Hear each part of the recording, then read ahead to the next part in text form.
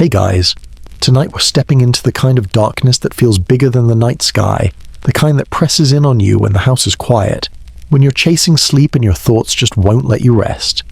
This isn't just a bedtime story. It's one of the oldest tales whispered in Greek mythology. Older than Zeus, older than thunder, older than the very idea of gods watching from above. Before temples and prayers, before mortals even had a name for hope or fear, there was only chaos. Not the kind of chaos you find in your inbox on a Monday morning or in traffic when you're already late, but something stranger, an endless void where nothing had shape, and yet everything was waiting to begin. Imagine staring into that abyss, the same way you stare at the ceiling some nights, wondering how the future will unfold. Out of that emptiness, the Titans emerged, massive beings whose stories weren't neat little parables, but brutal, tragic, and strangely comforting in their reminder that even giants struggled with power, betrayal, and time itself. And that's what makes this more than just mythology. It's a mirror, a reminder that even in the grandest of stories, there are patterns we recognize in ourselves, family that feels like both comfort and curse, love born from conflict, and power that always carries its shadow. Tonight, I'll guide you through their rise and fall, not like a dusty textbook lecture, but like a voice in the dark, steady and slow, until your breathing matches the rhythm and the weight of history starts to lull you towards sleep. So, before you get comfortable, take a moment to like the video and subscribe. Let me know where you're watching from and what time it is where you are. I love seeing how far this sleepy little time machine reaches. Now, dim the lights, maybe turn on a fan for that soft background hum, and let's ease into tonight's journey together. Chaos was not a storm, not even a whisper of one. It was more like walking into an empty room where the air feels too still, too heavy, and you realize you're holding your breath without meaning to.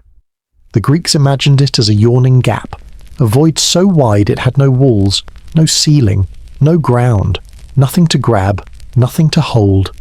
And yet, in that hollowness, things began to stir not with noise, but with the quiet insistence of possibility. First came Nyx, the night. Not the gentle night that cools your skin after a long day, but a deep, endless shroud. They said even Zeus, the so-called king of God, would not cross her lightly. She was the kind of presence that reminded you just how small you are in the dark. With her came Erebus, the shadow of the underworld, not evil, just absence, like when the lights cut out and you grope for a wall that isn't there. From their union came forces that weren't people at all, but ideas that walked and breathed hypnos, the soft drift of sleep, and Thanatos, the cold touch of death, Moros, doom, always waiting at the edge of every choice, nemesis, retribution, ensuring arrogance was never free of consequence. Names heavy enough to feel like weights pressed on your chest. The Greeks weren't writing fairy tales. They were carving out the raw truths of existence. Sleep, death, fate, punishment. These weren't luxuries or stories. They were unavoidable. But chaos didn't stop there. Out of the gap, out of the silence, rose Gaia Earth herself. She wasn't born into the world. She was the world. Every valley, every mountain, every river and tree was her body stretching and expanding. Imagine lying on the ground and realizing the ground itself is alive beneath you. Gaia wasn't just a mother figure. She was a force that made sure nothing stayed empty forever. And because nothing survives alone, she brought forth Uranus the sky. Not a man in robes, not a face peeking through clouds, but the entire dome above, pressing down on her, wrapping the world in an embrace that wasn't always welcome. Together they began to fill the blankness with children the Titans, 12 of them, each carrying pieces of the natural order. Oceanus, who circled the world in endless waves. Hyperion, who gave light to the sun, moon, and dawn. Themis, who stood for law. Mnemosyne, memory itself, as if the universe understood it would need a witness to remember. Rhea, the mother who would one day be both nurturer and survivor. And the youngest, Cronus the sharpest, the most dangerous, the one who watched everything with a hunger that made even his siblings uneasy. Yet Gaia's fertility didn't stop with the Titans. She birthed stranger children, the Cyclops, one-eyed giants whose vision pierced through storms, and the Hecatoncheires. beings so massive and strange they seemed like nightmares in flesh, 100 hands, 50 heads, impossible to imagine fitting anywhere but in the deepest corners of myth. And here, the first crack formed. Uranus looked at his children and felt disgust, not awe. The sky pressed harder on Gaia, forcing their monstrous children back into her belly, into the earth itself. Can you imagine bearing children not just in pain, but with no release, no air, no space forced back into you by the very one meant to protect?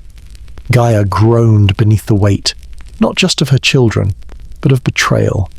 That was the moment she began to whisper plans.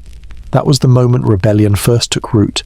And somewhere in the shadows, the youngest Titan, Cronus, was already listening. Gaia had endured more than most stories ever bothered to admit. Imagine carrying life inside you, not with pride, but with shame shoved into your body like smuggled contraband. That was Uranus's gift, children stuffed back into their mother, forced down into the dark places beneath the soil. The earth groaned, not with earthquakes, not yet, but with the low ache of a body denied release. Every mountain that strained upward, every riverbed cracking open, it was her way of trying to breathe through the weight of her husband's contempt. The Titans that lived above ground their 12 siblings watched in silence. Some pretended not to notice. Oceanus wrapped the world in his waters, pretending the tides could wash away the sound of Gaia's cries. Hyperion cast his light outward, focusing on the horizon, as if staring at distant dawn would spare him from the shadows at home. Themis clung to law, but laws meant nothing when the King of the Heavens was the first to break them. Mnemosyne, memory incarnate, remembered every groan of the earth, every muffled voice pressed under stone, and Rhea, nurturing even then, felt the sharp edge of helplessness, but none of them moved, none of them dared. The ones who suffered most, though, were the creatures Uranus had locked away, the Cyclops and the Hecatonchires, giants with one blazing eye, smiths of storm and thunder, shoved into their mother's womb as if their very sight was shameful. And the 100-handed ones, how do you even imagine their existence? Each arm clawing for space, each head gasping for air that never reached them, born but never born, alive but never free. They were not monsters by their own choice. They were made monsters by a father who could not bear the sight of them. If there's a mini-hook in this tragedy, it's this: the first rebellion in Greek mythology wasn't about ambition. It was about mercy. Gaia wasn't plotting for power. She was fighting to save her children from suffocation, and that made her dangerous, because when a mother is pressed past breaking, there is nothing more fearsome. So Gaia began to plot, not loudly, not with fire and fury. She whispered, as if each word was a root threading deeper into the ground. She gathered her children, the Titans, and laid bare the cruelty of their father. "Will none of you rise?" she asked, her voice carrying both plea and command. The room, or rather, the cosmos, fell quiet. Some averted their gaze, terrified of what rebellion would mean. Others measured the risk and found themselves too comfortable with the status quo. That's the thing about oppression most of the time. The powerful need not fight, because fear does the work for them. But Cronus listened. The youngest, always the youngest. There's something about the last child in a line they grow up watching, calculating, waiting for the moment to make themselves known. Cronus didn't just hear Gaia's pain, he recognized opportunity. To him, his father's tyranny was not only cruelty, it was a weakness. Gaia, weary but determined, shaped a sickle from flintstone, not a delicate blade, but a jagged, brutal curve sharpened by her own anger. The first weapon forged in myth wasn't made by a craftsman, but by a mother's desperation. She placed it in Cronus's hands. Her eyes, heavy with betrayal and hope, told him what had to be done. But before we charge into blood and severed heavens, pause with me a moment. Think of Uranus. He wasn't some faceless villain. He was the embodiment of the sky, a dome stretching endlessly above, the protector who should have cherished what Gaia bore. Yet he looked down and saw flaws. He recoiled at the strange, the different, the imperfect. In his terror of monstrosity, he became monstrous himself. And isn't that a story as old as time? The parent who crushes their children because they fear what they don't understand. Meanwhile, Cronus sharpened his resolve as much as his blade. He was clever, ambitious, willing to do what his siblings would not. While they trembled in the comfort of their neutrality, Cronus stepped into the shadow of destiny. His heart wasn't soft with pity, no. His motive was colder. To him, freeing Gaia's burden was a means to something greater, the throne itself. The night Uranus descended, the sky pressing low to embrace the earth. Cronus waited. He crouched in the silence, the sickle in his hand, his mother's whisper echoing like a drumbeat. Gaia lay beneath Uranus, no longer a lover but a battlefield, and in that moment, Cronus struck. It wasn't elegant, it wasn't clean. The cut ripped through heaven's flesh. Blood poured onto the earth, hissing as it hit the soil, seeding things both terrible and beautiful. From that violence came the Erinyes, the Furies, shrieking spirits of vengeance. Giants rose, hulking and wrathful, each step shaking the ground. Even the Melia, the gentle ash tree nymphs, sprouted from drops of crimson spilled across the dirt. Out of pain came rage, and out of rage came life. And in the sea, the severed remains of Uranus fell. Foam bubbled, churned, and from its froth emerged Aphrodite, radiant and serene, a paradox of love born from dismemberment. Beauty, desire, and passion sprung from the ugliest act imaginable. That's Greek mythology. For you, it never hides the contradiction. Uranus's scream lingered in the air long after he was gone, a sound that echoed like a curse. His final words to Cronus weren't pleas for mercy, but prophecy. As I fall by your hand, so shall you fall by the hand of your child. Cronus stood, sickle dripping, a new ruler crowned not by law or consent, but by violence. His siblings, silent once, now followed him because history always favors the bold. Even when the bold are brutal, Gaia, relieved of her torment, felt both triumph and dread. She had freed her children, but she had also unleashed a son who looked far too much like his father in their eyes. And beneath the soil, the Cyclops and the hundred-handed ones still writhed, not yet freed, their cries muffled but not forgotten. Cronus had won a throne, but he had not broken the cycle. He had only taken his place in it. Cronus wore victory like a second skin, but it itched almost immediately. The blood of his father still stained his hands. The sickle that had torn sky from earth lay heavy in his grasp, and yet all he felt was the faint vibration of the prophecy still buzzing in his ears. You too will fall by your child's hand. That single sentence carved itself into him deeper than any blade could. It was supposed to be his triumph, his coronation. Instead, it became the beginning of paranoia. At first, though, the world seemed to rejoice. The Titans stood beside him, no longer cowed by Uranus's suffocating rule. They stretched into their domains, Oceanus spreading his rivers wide, Hyperion sending light across the sky, Themis shaping laws, Mnemosyne carrying memory, Rhea walking with the grace of a queen-to-be, and Cronus, youngest and sharpest, held the throne. He was not just their brother, he was their king, but kingship is a burden, not a crown. Power doesn't rest gently, it whispers, nags, corrodes. Cronus wanted more than to rule. He wanted to erase every shadow of his father. He buried the hundred-handed ones deeper, as if locking away the reminders of Uranus's cruelty could undo his own complicity. He chained the Cyclops again, fearing their strange sight might one day turn against him.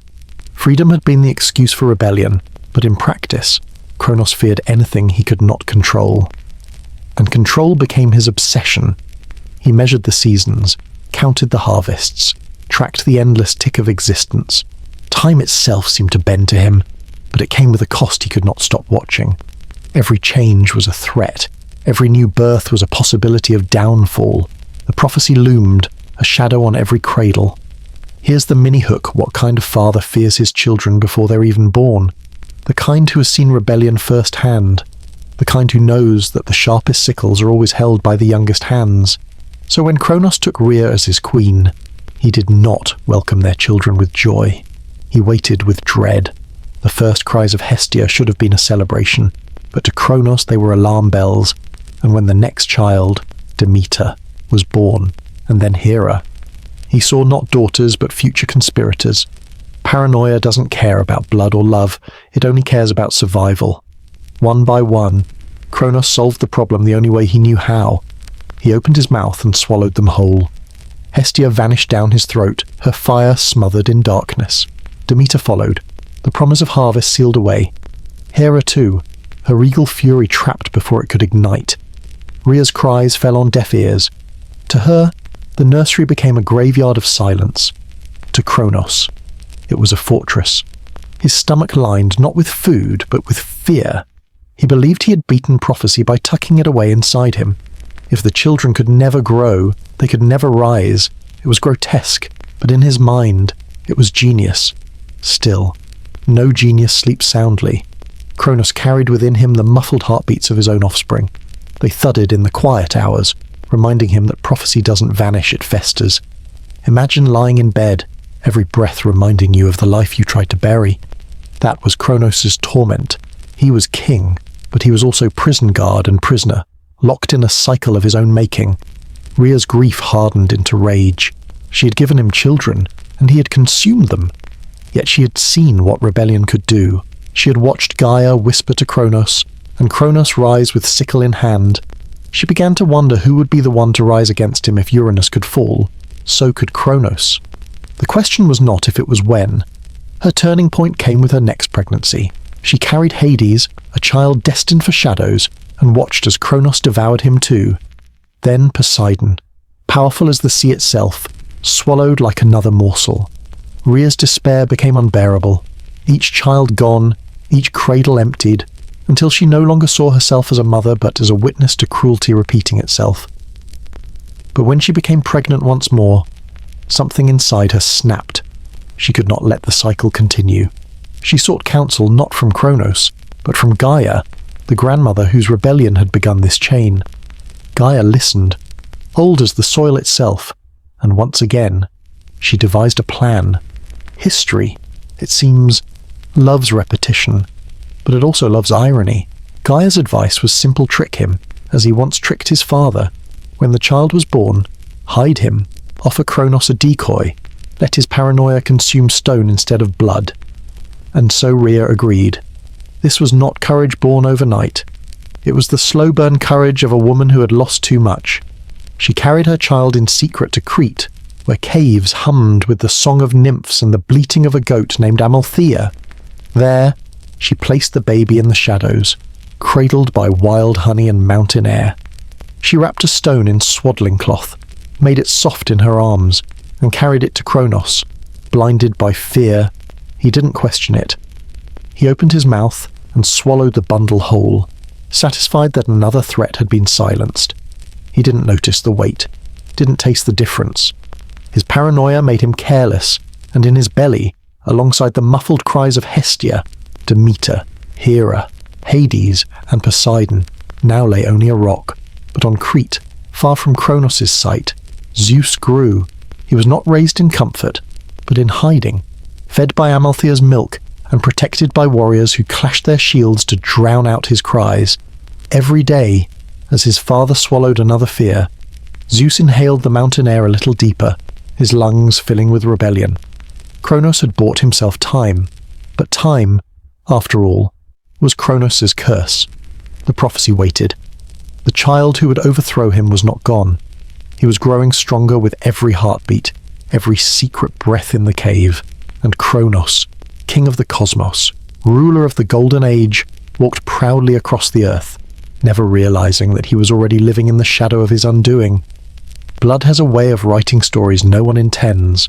When Uranus fell beneath Cronus's sickle, the sky itself bled onto the earth. Each drop sank into Gaia, and from that wound, strange children rose.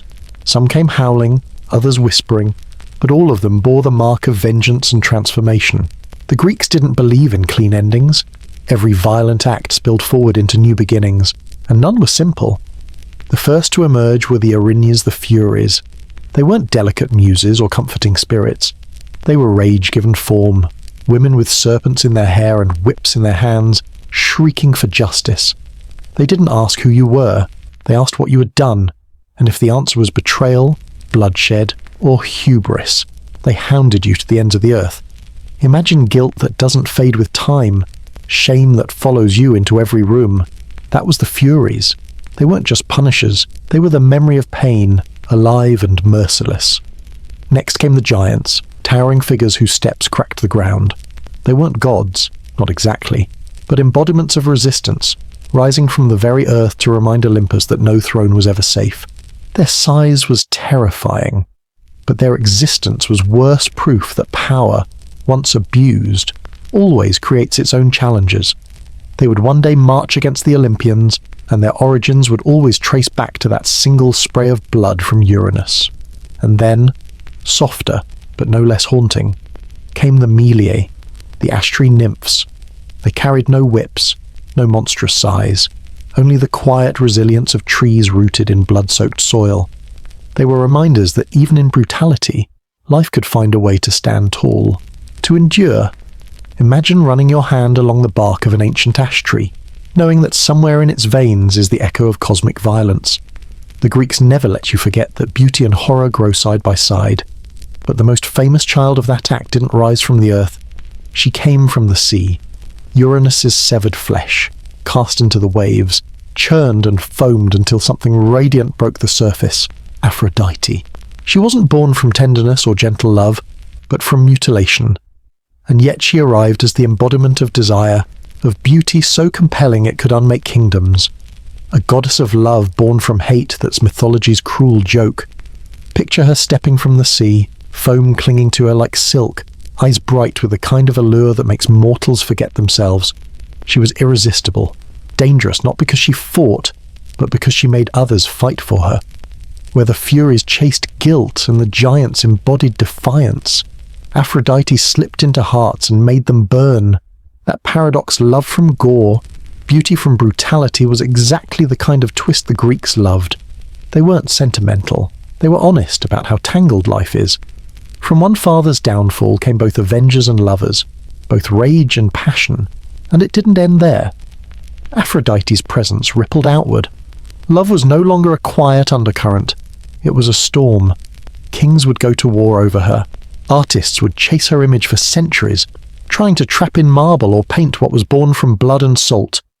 But for now, she was simply proof that even horror gives birth to allure, that desire has roots in the darkest places. Cronus, standing in his new role as king, saw all this unfold.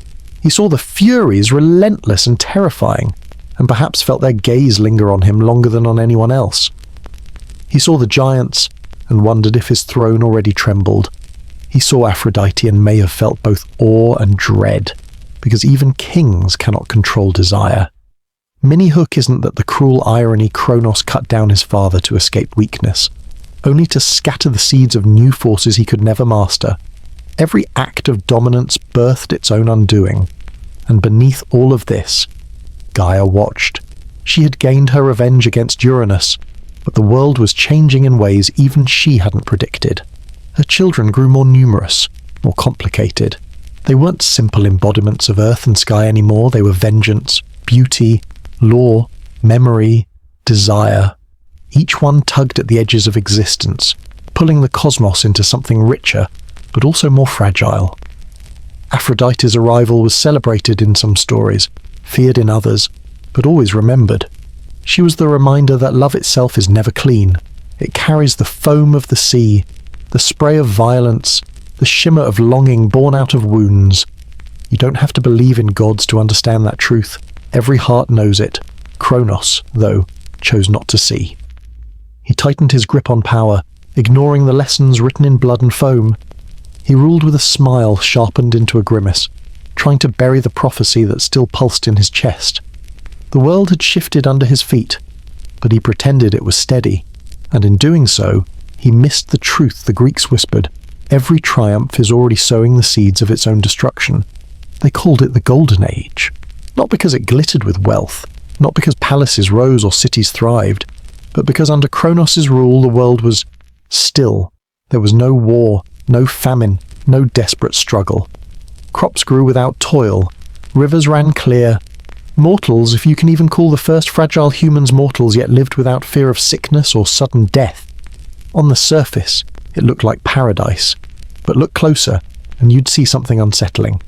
A perfect world can be its own prison. Without conflict, there's no growth. Without hunger, there's no invention. Without the sting of failure, there's no triumph. Cronus's golden age was a lullaby, soothing but heavy, a place where time itself refused to move forward. People were content, but contentment can also mean being trapped, locked in a cycle where nothing ever changes. Cronus strutted across this frozen peace like a shepherd, watching sheep that never wandered. His siblings flanked him as dignitaries of a new order. Oceanus with his waters, Hyperion with his light, Themis with her laws, Mnemosyne with her memories, Rhea at his side as queen. To an outsider, it looked stable. To Cronus, it looked safe. But the truth was simpler. He was terrified. Every birth, every new spark of life, was a reminder of his father's curse. Mini-hook. You know something's wrong when the only one awake at night is the man who's supposed to be in charge. Cronus would lie in the quiet and hear the prophecy whisper, "Your child will overthrow you." He couldn't erase it. He couldn't bury it. So he chose to devour it. The first infant's cry cut through the stillness of the Golden Age, and Cronus silenced it the only way he knew. He opened his mouth, swallowed whole, and felt his own bloodline sink into the pit of his stomach. One child, then another, then another. Hestia, Demeter, Hera each vanished into the darkness of their father's body. Time was not nurturing them, it was consuming them. And here lies the contradiction. To the world outside, Cronus's reign was remembered as tranquil, serene, golden. But to Rhea, it was horror. Every time she birthed a child, she also buried them. She saw the fear in Cronus's eyes harden into routine. He wasn't even flinching anymore, just swallowing, like it was his morning bread. The so-called Golden Age was gilded not with light, but with silence. Rhea carried the weight of that silence. She smiled before the people, played the queen beside her king, but inside, her heart cracked each time the nursery emptied.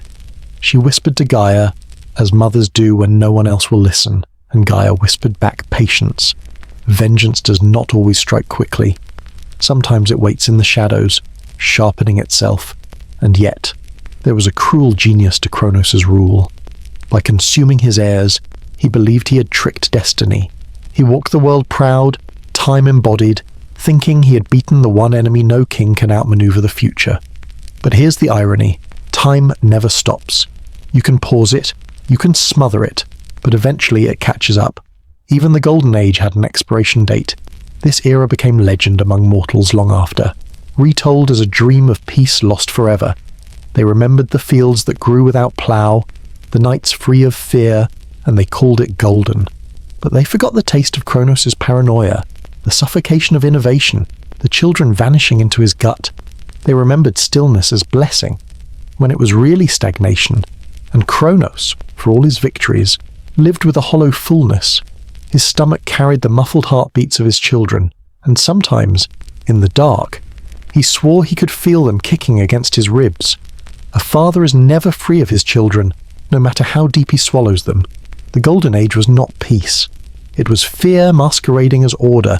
It was a pause button pressed on the cosmos, held down by a hand too terrified to let go. Cronus believed he had conquered destiny, but he was only fattening the prophecy inside him. And far away, hidden in shadows and mountain caves, another heartbeat pulsed. Zeus was growing. The stillness of the Golden Age was only the hush before the storm. Cronus thought he had beaten the system. He thought by swallowing his children he had swallowed the future itself, chewed and silenced prophecy before it had the chance to speak. But the truth is simpler and darker. He had only become a jailer. His own body was the prison, and the muffled cries of his children rattled in his chest like echoes he could never quiet.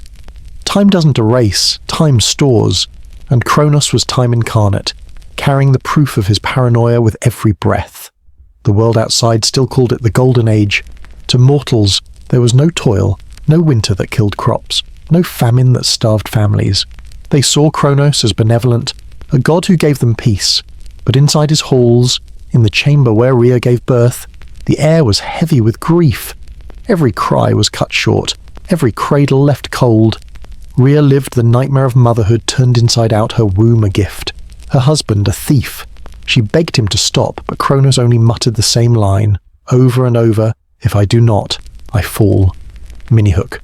What do you do when the man you share your life with swallows every hope you bear?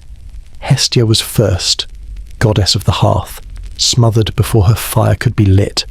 Demeter, destined to bless the fields, silenced before grain ever grew.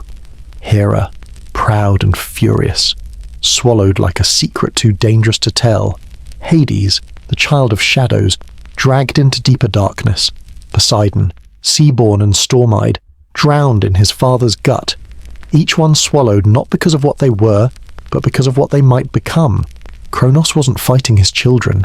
He was fighting the echo of Uranus's prophecy, terrified of becoming the victim he had once been. Rhea wept, but grief has a way of fermenting into resolve. By the time she carried her last child, she had nothing left to lose. She turned to Gaia, her mother, and together they plotted the quietest rebellion. Zeus would be spared. A stone wrapped in cloth fooled Cronus, who swallowed it without suspicion. He didn't even chew. That's the thing about paranoia, it blinds you to detail. You're so consumed with fear that you stop noticing the obvious. And so Zeus grew in secret, nurtured by the goat Amalthea, guarded by nymphs who clashed their shields in rhythm to mask his cries. He learned to listen before he learned to speak, to hide before he learned to walk. Survival became his first lesson, rebellion his second. Meanwhile, Cronus walked the world with false pride. He declared himself eternal. He laughed at whispers of revolt, but inside, his prison grew restless. The children he had swallowed were not dead.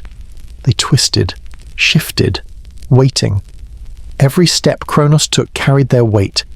Every breath he drew was a reminder that he had built his throne not on freedom, but on fear. And fear has a way of cracking.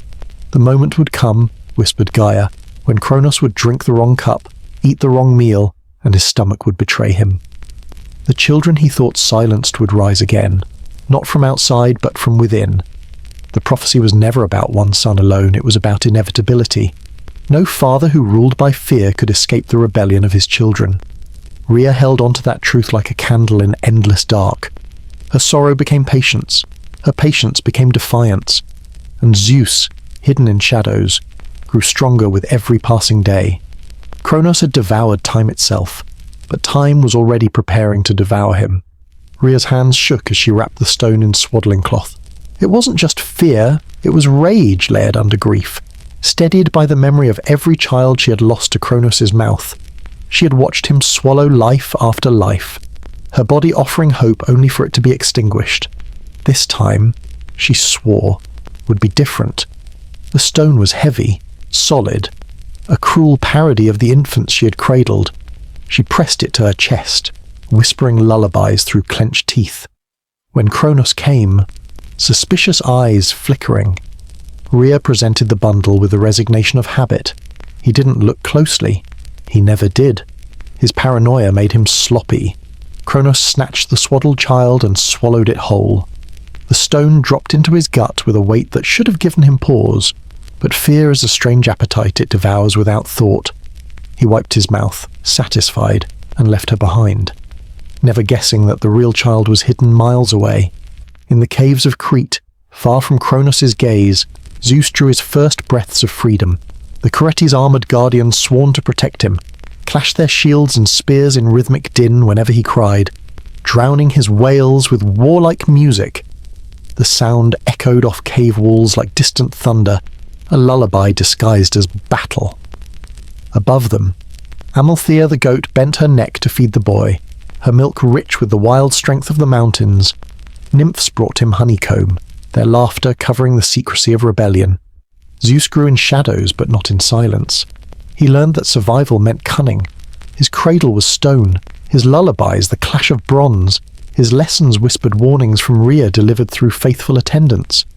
Never trust the one who fears you. Never forget the price of silence. Each day, as the boy's limbs stretched and his voice grew louder, Cronus walked the earth unaware that the seed of his undoing thrived in a cave he would never see. Minihook isn't it always the overlooked child who rewrites the story Rhea visited when she could? Her steps light, her heart torn. She pressed her lips to her son's forehead.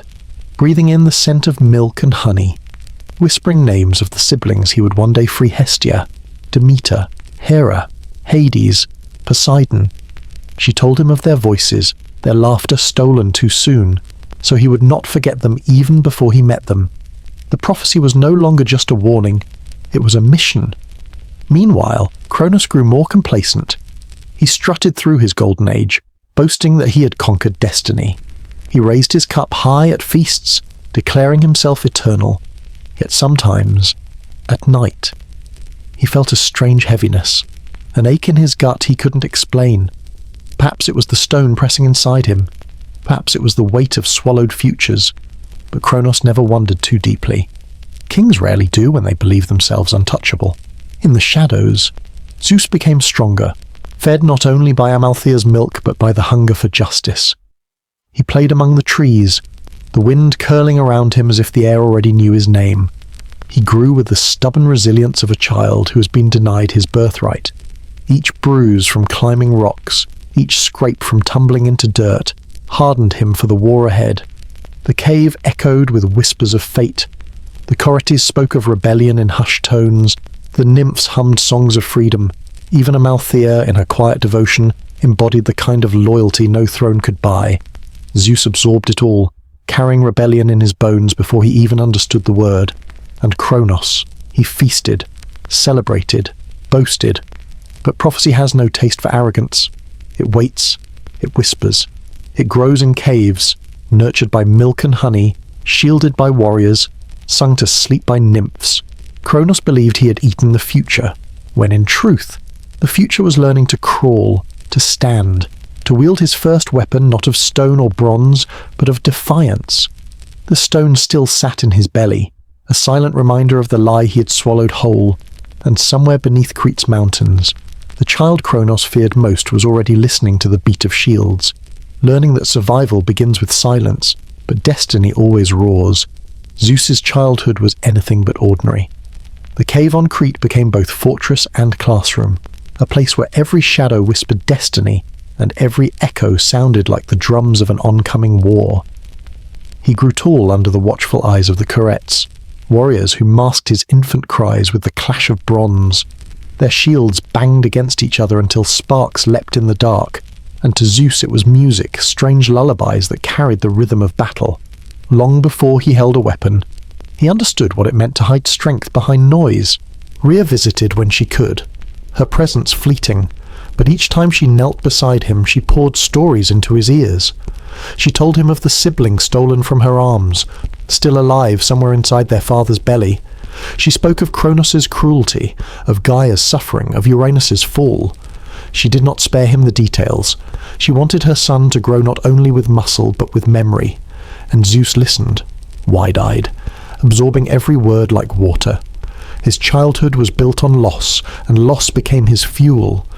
Amalthea's milk gave him strength, but it was his surroundings that sharpened him.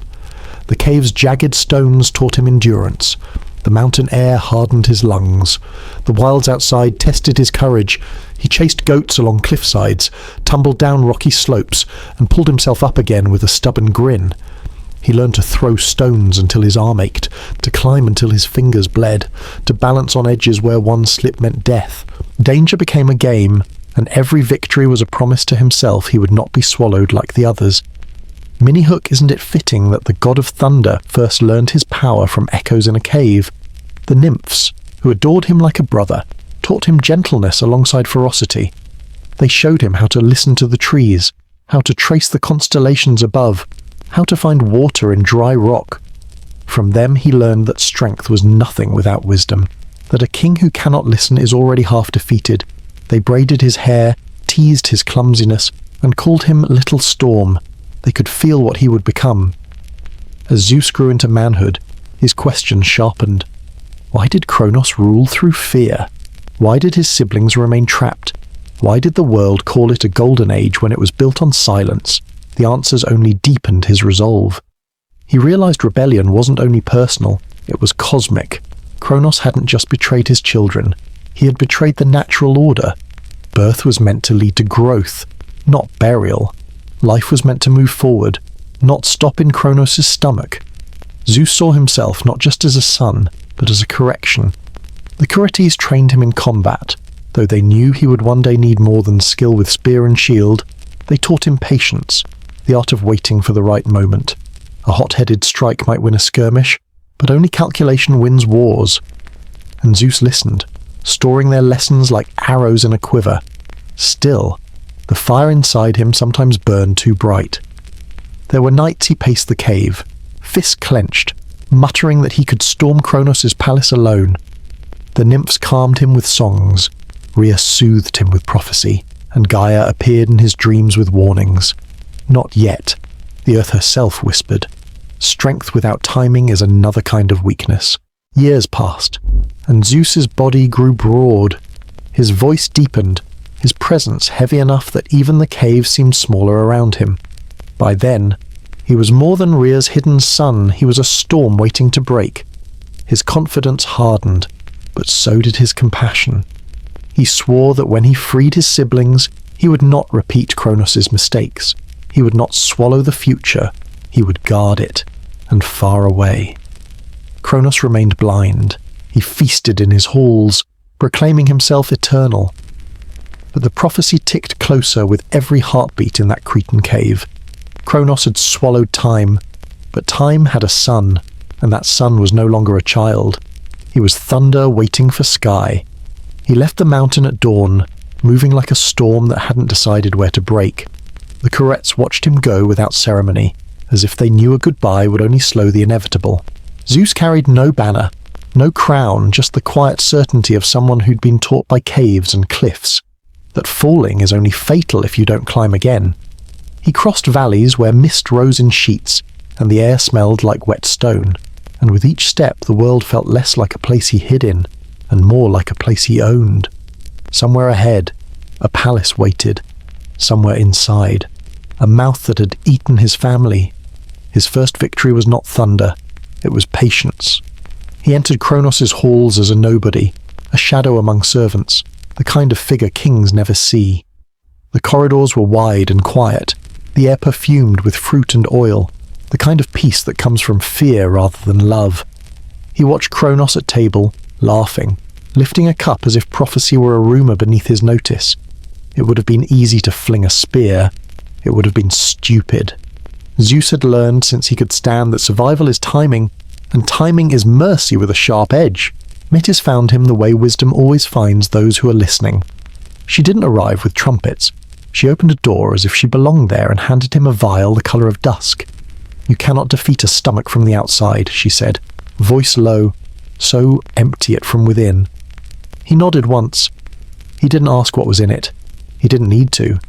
The plan was older than hate and cleaner than vengeance. That night, the cupbearer poured, the king drank, and the king's gut began to remember everything it tried to forget. It came back in reverse, a life unspooling. First the stone still wrapped, as ridiculous in that moment as it had been the day he swallowed it. The sound of it hitting the floor cracked the silence. Then Poseidon, sea salt, fierce, pulling air like a drowning man turned current. Hades, pale and steady, eyes like doorways to places no one leaves unchanged. Hera, furious even in rebirth, the kind of anger that burns cold. Demeter, carrying the smell of fields in her hair. Hestia, warm as a home after a winter road. They did not crawl. They stood. They looked at Zeus and knew him without introduction. Some births are blood, others are recognition. No speeches. They moved. Zeus led them from that room into the dark beyond the palace lights, where the night felt owned by no one. Rhea met them among the olives, pressing her hands to each face, counting in a whisper like a prayer that finally got answered. "We're not done," she said, almost apologizing. "You're not safe yet." Zeus kissed her brow, the way a son promises with skin what he intends to do with lightning. Then they chose ground. The Titans kept Mount Othrys. The young took the smaller height with the better view Olympus, sharp as a tooth against the sky. War seldom begins with trumpet blasts. It begins with the sound of someone refusing to kneel. The first days were fast and ugly. The Titans came down like cliffs falling Atlas with shoulders that made the horizon look narrow, Hyperion blazing like noon at midnight, Cronus and Creus with weight more than wit. They trusted size. The Olympians trusted change. Zeus threw with precision rather than fury. Hera turned order into leverage. Demeter kept supply where supply had never mattered. Hestia lit fires that couldn't be rained on. Hades vanished at will, because absence can be a weapon. Poseidon learned that a trident is not a staff. It's a promise that the ground beneath you can liquefy. Stalemate is just a long word for waiting wrong. For nearly a year, the war broke and mended the same way, titans pushing, young gods bending, both sides learning too slowly. Minihook stalemates don't last when grandmothers have opinions. Gaia spoke from root and rock, her voice travelling up through souls and spines until they heard it in their ribs. "You're fighting the wrong battle," she told Zeus as he wiped ash from his hands. "The thing your father buried is still buried. Free it, and the sky will remember how to strike. Tartarus is not a place you visit. It's a distance you survive." Zeus went anyway, with Hades guiding through shadows that knew his name, with Poseidon holding tunnels open when the earth tried to swallow them closed. The air tasted like iron and sleep paralysis. Far below even fear, they found the gates adamantine, humming with the kind of power that keeps screams local. Behind them, the 100-handed ones had been filed under too dangerous to deal with, and the Cyclops under things best forgotten. The guards didn't have time to register the mistake of existing that night. Hades disappeared into a hem of darkness. When he reappeared, everything locked was not. The Cyclops did not thank with words. They thanked with work. They set anvils on stone older than the first myth and hammered heat into meaning. For Zeus, they forged a thunderbolt that felt like holding a verdict. For Poseidon, a trident that split waves the way a sentence splits silence. For Hades, a helm that turned attention into air. The 100-handed ones flexed, stones falling from them like scabs. They were not elegant. They were necessary. Some problems are solved by finesse, others by picking up a mountain and throwing it until the math makes sense. Back on the surface, the war changed rhythm. Zeus's first throw with the new bolt didn't just light the clouds, it corrected them. Thunder stopped being noise and became language. Poseidon found the places under the Titan's feet where ground remembered it used to be water and reminded it how. Hades walked into camps and removed hope the way a hand removes a candle's flame. The Titans discovered that being oldest is not the same thing as being right. When Atlas charged, 100 hands answered. When Hyperion blazed, Hera used shadow as geometry and turned the field 3 degrees toward Mercy's advantage. Not everyone chose sides the way you'd expect. Themis stood apart, weighing law against blood, her scale refusing to tip for anyone who made cruelty a habit. Mnemosyne did not fight. She remembered, which is its own violence. Oceana circled the war without entering it, a boundary more than a blade. Rhea walked among the wounded. Queen of a truth no crown can change, victory and grief are roommates.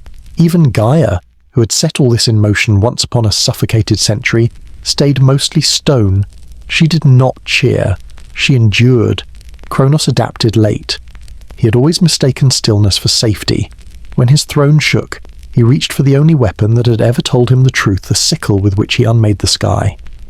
He learned the names of his children's allies as curses. He felt Tartarus lighter without being told. At night he swallowed hard, the old habit returning without relief, and found nothing to eat but the edges of his fear. He walked the ramparts of Othrys with a king's posture and a prisoner's eyes. It grew worse for him by degrees. Hades emptied his tents of rumour, so the Titans woke each morning with less confidence and no idea why.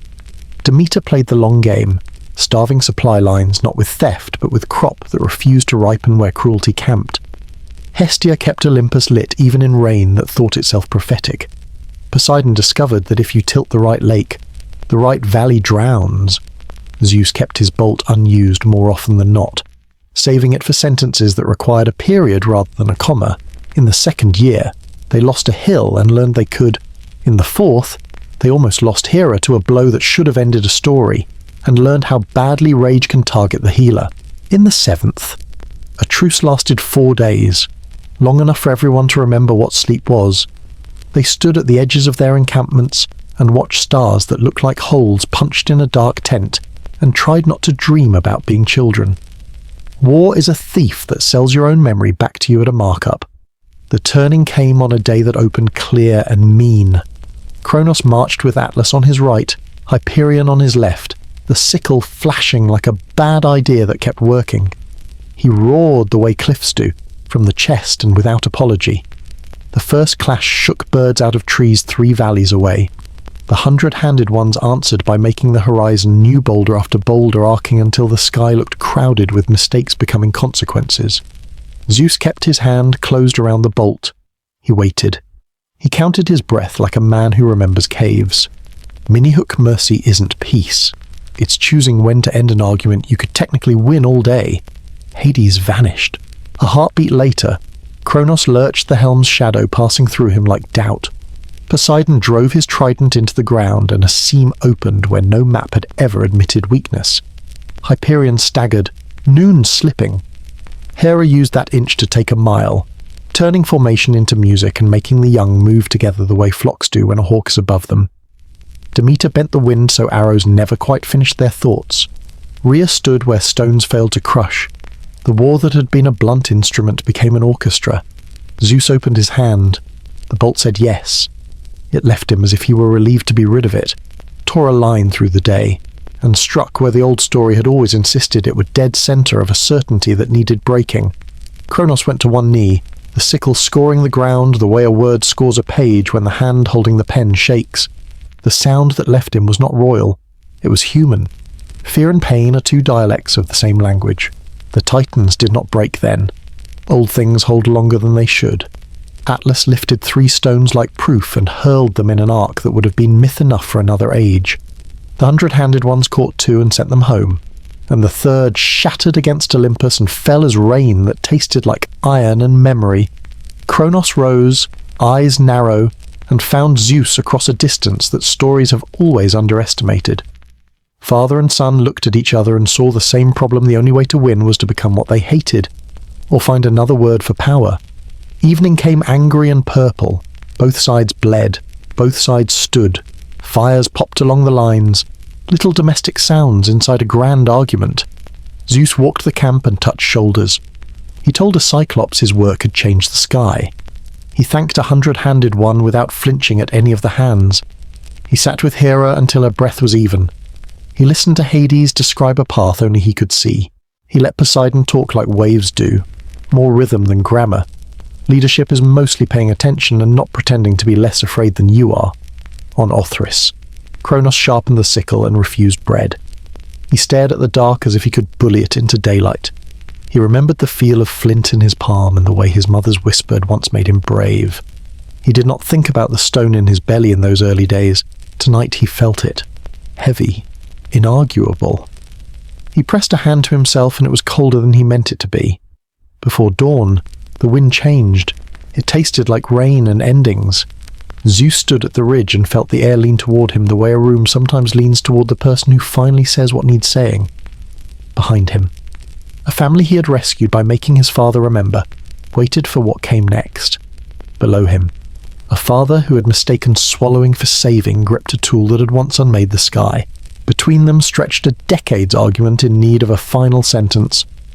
When the sun broke, it did not crawl. It lifted clean, as if the world had been rinsed and left to dry. The first move belonged to the old order. Cronus stepped forward and raised the sickle. The answer belonged to the future. Zeus lowered his shoulder, the bolt warm in his palm. The hill did not keep the secret of what happened next. It sent the sound outward like a message. One more strike. One more time. The war did not end in that moment. It tilted, and once a story tilts, gravity does the work.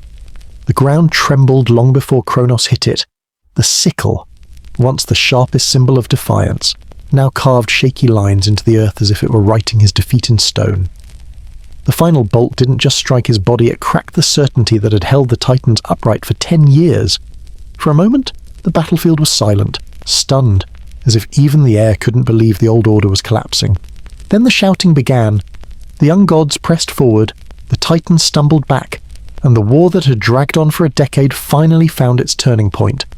Atlas fought hardest. With shoulders broad enough to suggest he could carry mountains, he hurled boulders the size of keeps, refusing to accept a world where Cronus lay beaten. But the 100-handed ones caught those stones mid-air.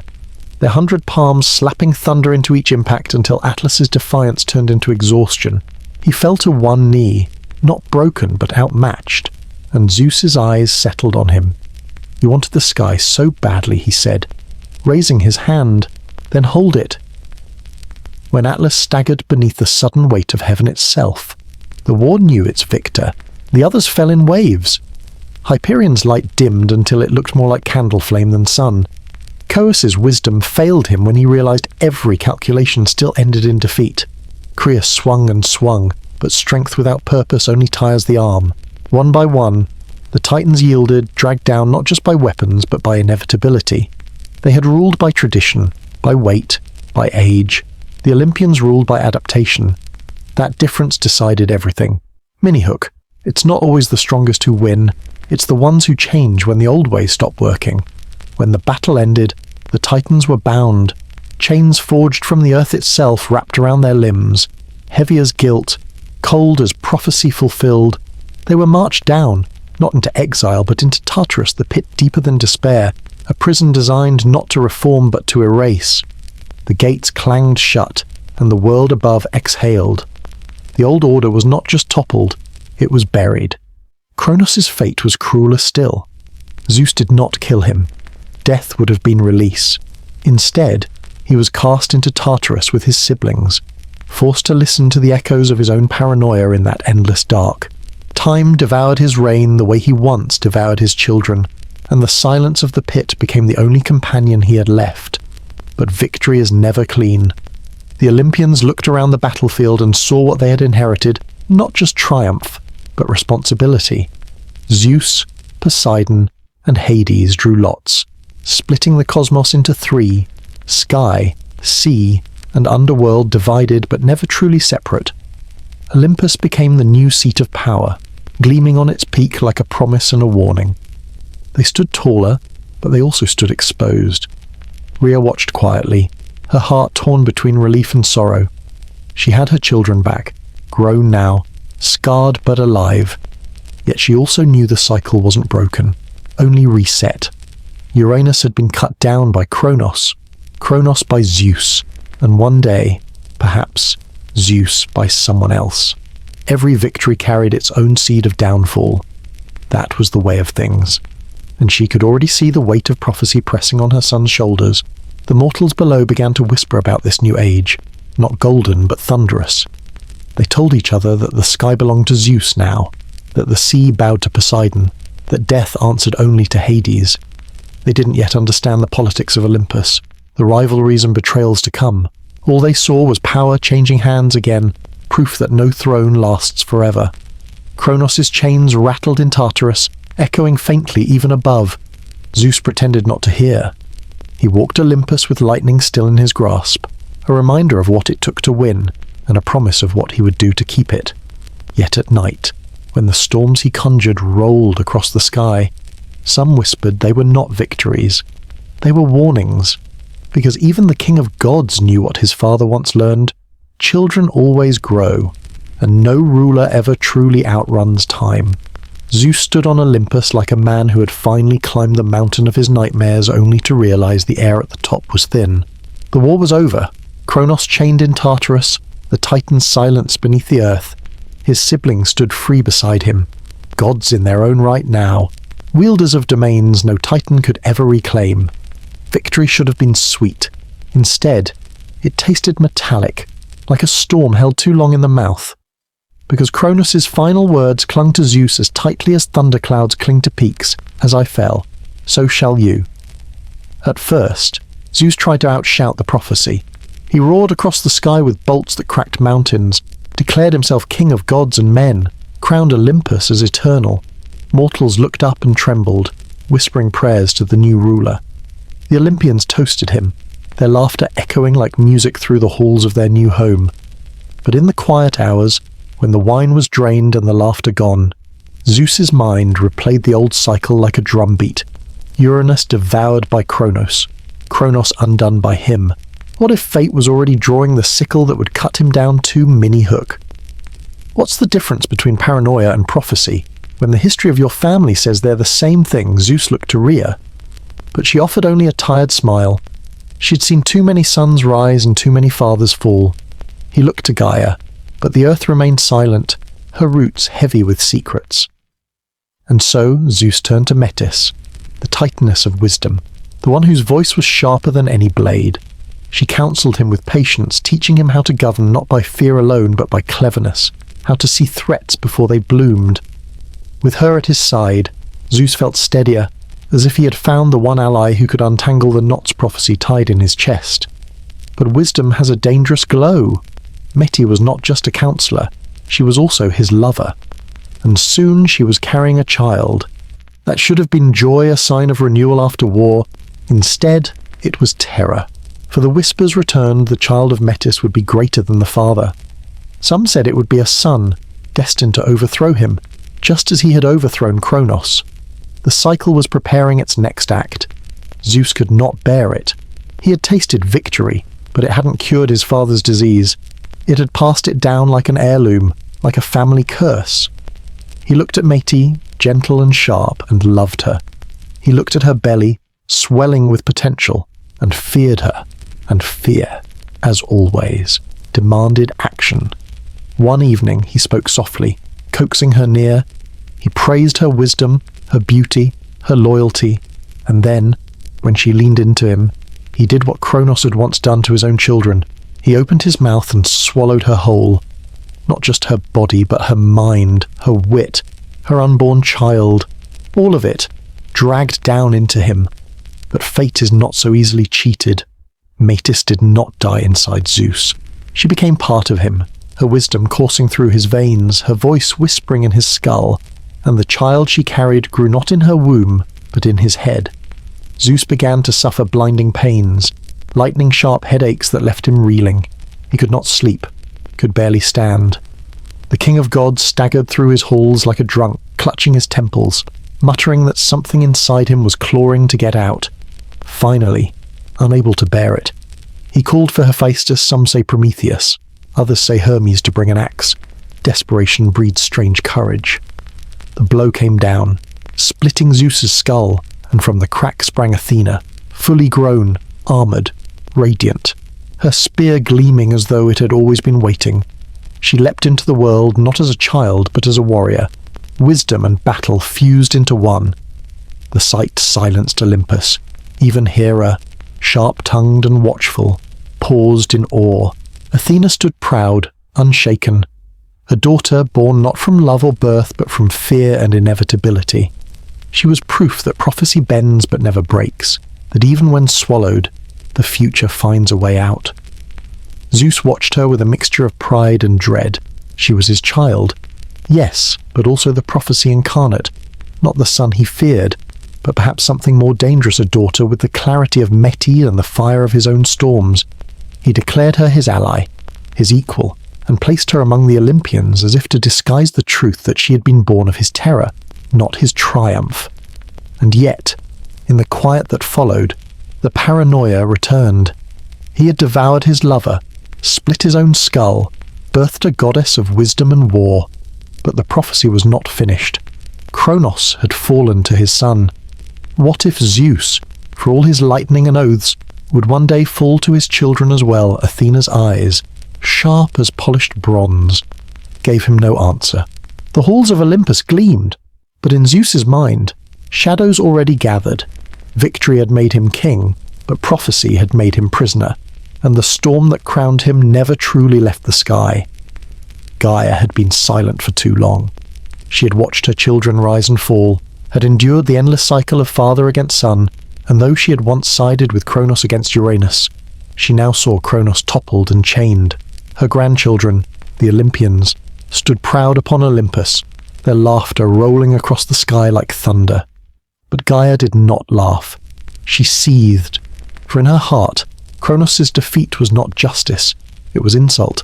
Her children, the Titans, buried in Tartarus, their cries muffled beneath the earth she embodied, weighed on her like stones in her veins.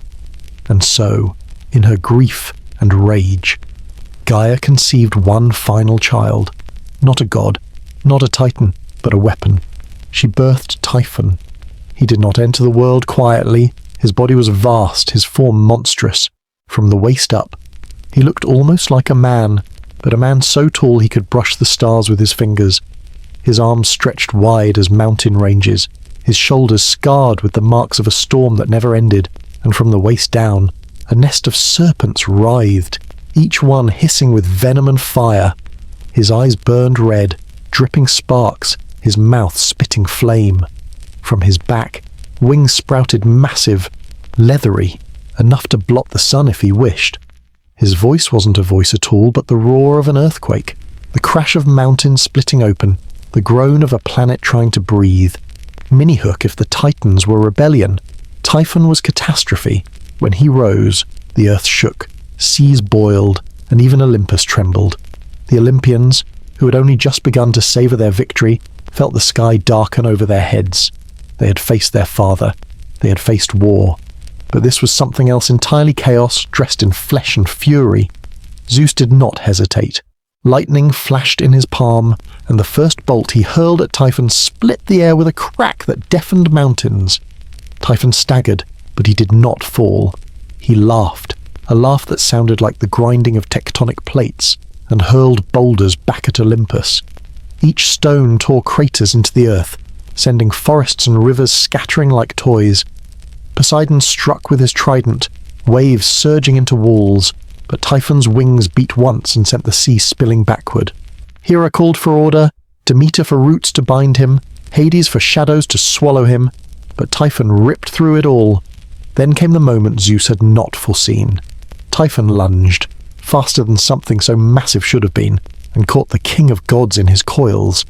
Lightning fizzled in Zeus's hand as Typhon crushed him, serpent bodies winding tighter, tighter, until bones cracked like thunder.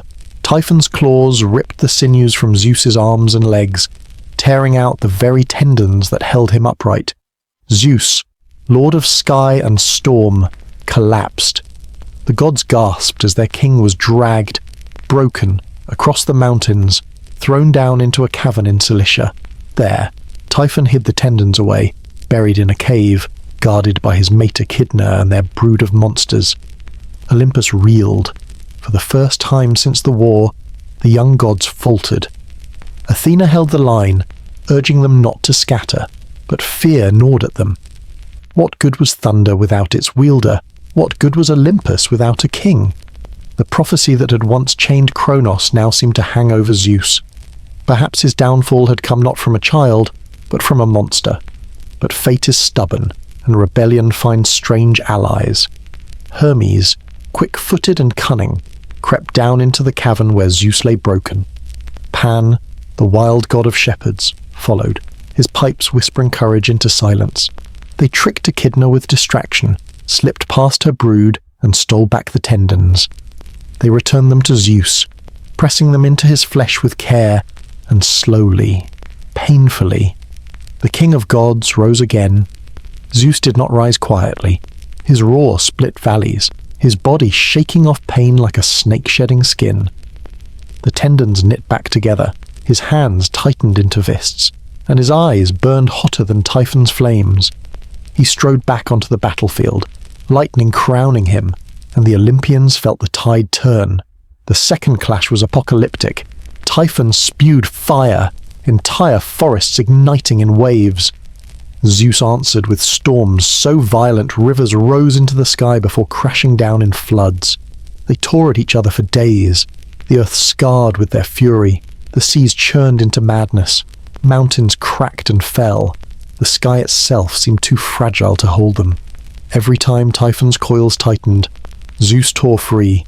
Every time Zeus's bolt struck, Typhon rose again. But catastrophe, no matter how vast, eventually exhausts itself. Typhon, wounded, faltered near Mount Etna. Zeus saw his chance. He summoned every ounce of lightning, every storm the sky had ever stored, and unleashed it in a single torrent. Typhon shrieked, his flames guttering, his wings breaking, his serpents writhing into knots. The mountain split open, and Zeus hurled him down into the pit, burying him beneath the smoking rock. And that, the Greeks said, is why Mount Etna still rumbles and spits fire. Typhon is not gone. He thrashes still, trapped under stone, his breath seeping out as lava, his rage rattling the ground in quakes. Zeus had won, but it was not the clean victory of Titanomachy. This was survival, a reminder that chaos can never be fully slain, only chained, only muffled, only buried for a while. The Olympians stood in silence as the mountains smoked. They had kept Olympus, but the cost was written in scars across the land. They had seen their king broken and nearly undone. They had learned that even the gods are not immune to catastrophe, and Zeus, standing above them, knew a truth he could never admit: he was not invincible. He looked at the horizon, storms flickering in his eyes, and understood that victory had not freed him from fear. It had only taught him new shapes of it. Cronus had feared his children. Now Zeus feared the chaos that sleeps under mountains, the monsters that rise when the earth remembers its pain. He raised his bolt anyway, swearing Olympus would stand, but deep down, he knew the fight was never truly over. Prometheus watched the smoke curl from Etna and knew what it meant. The new order had learned how to win, but not how to keep fear from ruling it. He had stood at Olympus's side when Typhon rose, had seen Zeus dragged and broken, and then stitched back together by nerve and will. He understood what that did to a ruler. A king rebuilt is a king twice suspicious, and suspicion, he knew, always rolls downhill. It lands on the smallest backs first. He had always been the odd one among titans, more interested in patterns than in thrones. Forethought, they called him, sometimes as praise, sometimes as a complaint. Where others felt power as heat, he measured it like weather. He looked past Olympus to the figures moving below, frail, busy, astonishing. Men and women with hands that could shape mud into bowls, twine into rope, dreams into tools. They trembled at thunder and made stories to survive it. They bled and learned.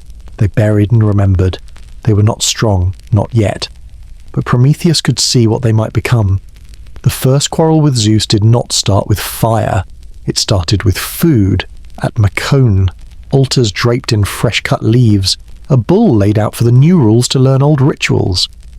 Prometheus sorted the carcass into two offerings, one heap glistening fat wrapped around clean white bones, beautiful from a distance, worthless at the bite. The other the good meat hidden under a grey, unlovely stomach lining. He invited Zeus to choose.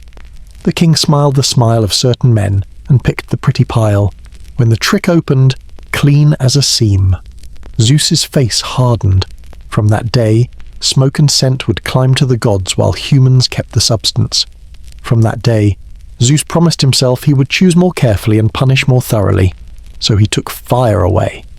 No more coals banked at night. No more sparks nursed from dry bark. No more heat crawling across a hearth like a tame animal. Darkness fell heavier. Meals turned raw. Winters longer. Hope thin. The people huddled, hands around nothing, telling each other it would pass. It did not. Smoke no longer stitched villages to the sky. And even the wolves grew bold. Prometheus walked among them without ceremony, a tall shadow with eyes that counted problems. He watched a mother rub sticks until her palms tore. He watched a boy blow on a dead ember like trying to revive a friend. He watched old men wrap cold stones in cloth and hold them anyway, as if pretending mattered. Power hoarded is power lost, he said to the wind, and the wind did not disagree. The fennel stalk was nothing special. That was why it mattered. A hollow rod, fibrous, common, something that could go unnoticed in the hands of a farmer or a thief. He snapped one open, tested the pith with his thumb, and smiled the way a locksmith smiles at a lock he knows will open. Then he went where Olympus never imagined a titan would go, into the backyard of heaven, where the first flame waited, banked and guarded by nothing but arrogance. He did not run. Running draws attention. He walked like a servant late with a chore.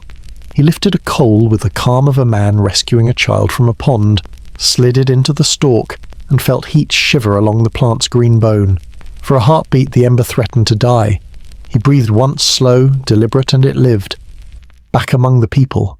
He broke the stalk and let the coal kiss tinder. Fire leapt up the way a story leaps from a good first line. Someone screamed, then someone laughed. They crowded around, palms open, the way people do around newborns and miracles. The colour came back to their faces. Meat met heat and changed religion. Clay met flame and became stone that remembered touch. Night met orange and took a step back. In 1 hour, their lives lengthened. In 1 day, their world grew edges. Zeus saw the smoke before he heard the rumour. Lines of grey stitched the sky like letters telling a story he had forbidden. He tasted the insult, hot in the back of his throat. The memory of Typhon's coils tightened around his ribs by reflex. Control. Control was the only answer. He called counsel, and in that hall where thunder lived on hooks, he said the word punishment like a craftsman selecting the right tool. But punishment alone felt too small for what had been taken. Fire was not a toy. It was a vote. It said mortals could say yes without asking. It said the gods were not the only authors of change. Zeus could not bear that sentence. He wanted the world grateful, not capable. Prometheus knew what was coming. He did not hide. He had never been a coward, only a strategist. He walked the village edges, teaching as quickly as breath allowed. Keep coals under ash, he said. Share flame with neighbours. Build kilns.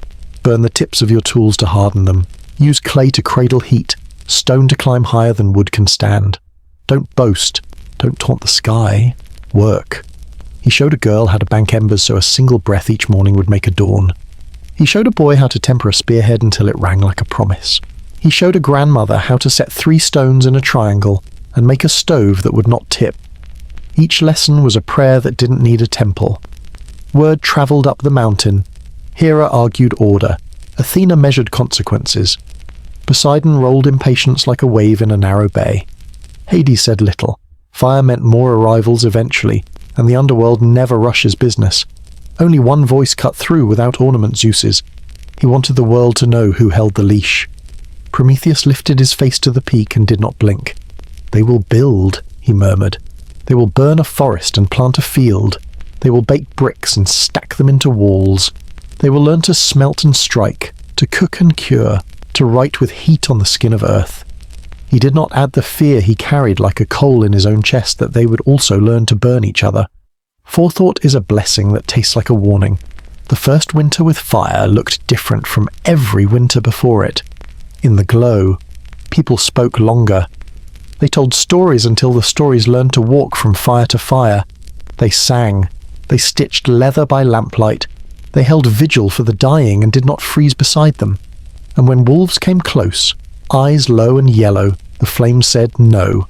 Mini-hook give a species heat, and it will reach for the horizon. Zeus stared down at that horizon and saw it reaching back. He remembered the feeling of tendons slipping from his limbs, remembered helplessness like a taste he could not spit out. If mortals had fire, what else would they claim? If they could soften or harden tools, bend time by making winter survivable, how long until temples turned into laboratories of defiance? He did not say it aloud, but the thought formed anyway: a world that needs me less will love me less. Prometheus climbed one last hill and watched a village find its rhythm. Sparks rose into the night like stars trying to return home. He felt both pride and something that might have been grief. He had moved the line. He had given a gift that could not be unlearned. He whispered to the fire itself, "Be kind. Flames do not make promises." The summons came at dawn, as summons always do when the powerful want to remind you who writes the schedule. Hermes waited with sandals ready to run if the answer was wrong.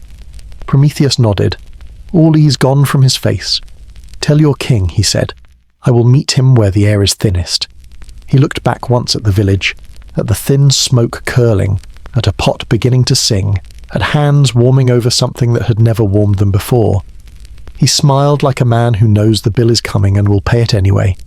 On Olympus, the clouds were knives. Zeus did not waste words. "You have broken order," he said. "You have given what was not yours to give." Prometheus did not argue fate or law. He said only, "I have given them a chance."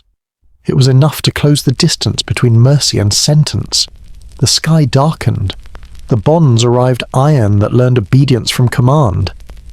Prometheus stood still and let them take his wrists. He looked at the horizon again, where smoke wrote a future in thin script. He did not flinch. He did not apologize. Some rebellions are loud. His had been quiet, and it had already worked. The rest would be pain. He could live with that. They led him to the edge of the world where the wind never quite finishes a sentence. The rocks there were raw, fists of stone punching up out of the earth, and the air had that thin, metallic taste of high places where birds circle because there's nowhere else to go. Prometheus did not resist. He walked like a man carrying his own verdict, steady, eyes on the horizon, where smoke from human hearths smudged the sky in faint grey stitches. The sound of the chains followed him, iron speaking in a language older than mercy. Hephaestus came last, dragging the hammer he hated for this task. He didn't meet Prometheus's eyes at first. Duty does that to good men. It teaches them how to look at their hands instead of the person they're hurting. Kratos and Bia, power and force given muscle and name, stood like cliffs, impatient, ready to hold whatever Hephaestus could not bear to touch. Hermes watched, expression unreadable, the way messengers do when they know the message is ugly and must still be delivered. "Let's make it clean," Hephaestus murmured. His voice had a rasp like metal cooling.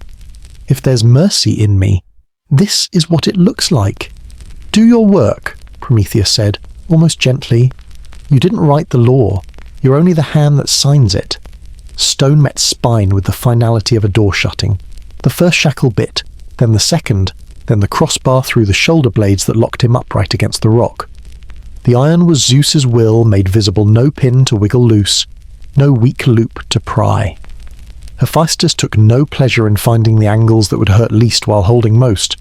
Sweat beaded his brow in the cold air. When he stepped back, the god of the forge looked older. Hermes cleared his throat. "Official, even here." "There is still a path," he said. "Say the word and return what you've stolen. Say you were wrong and you may yet find terms." Prometheus smiled. "And it wasn't kind. I cannot return what I gave away. And I wasn't wrong." Kratos grunted approval at the stubbornness. Bia looked bored, as if defiance and compliance were both just weights to carry. Hermes's mouth thinned. "Then bear what you've chosen," he said, and flicked his glance toward the sky, as if summoning weather. The wingbeat came first. A long, slow shadow slid across the rock. The eagle was not a metaphor when it dropped from the blue like judgment. It was muscle and claw and hunger, beak like a bronze chisel. His eyes held the flat intelligence of predators that never considered themselves cruel. It landed, shook out its feathers with a sound like dry sails filling, and looked at Prometheus as if he were a problem it had solved 1,000 times. Pain is a language your body was born knowing. The first bite took his breath, turned the world to edges. The second bite taught him how to breathe through it. He tasted iron his own. The eagle's head moved with obscene efficiency, the way a craftsman's hands move when the job is simple and the deadline is permanent. A rib creaked. The wind hissed as if impressed. The liver yielded, hot and living in the bird's beak, and then the eagle swallowed and settled in to take more. The sun climbed. The sun fell. The eagle left. The wind stayed. He woke in the night to the slow pulse of his own body knitting itself back together. Cells stubborn in their obedience to life. Morning arrived. So did the bird. You learn things inside hurt. You learn timing, which is anger's cousin, how long the shadow is before wing meets rock. How the gust changes temperature as feathers rake the air. How much you can save by exhaling at the right second and bracing against the next. You learn the names of winds. You learn that pain has weather. Sometimes it's a squall you can ride out if you hunch your shoulders. Sometimes it's an ice front that demands stillness you didn't know you owned. Prometheus counted. Not days, those were too long and too similar, but breaths between bites.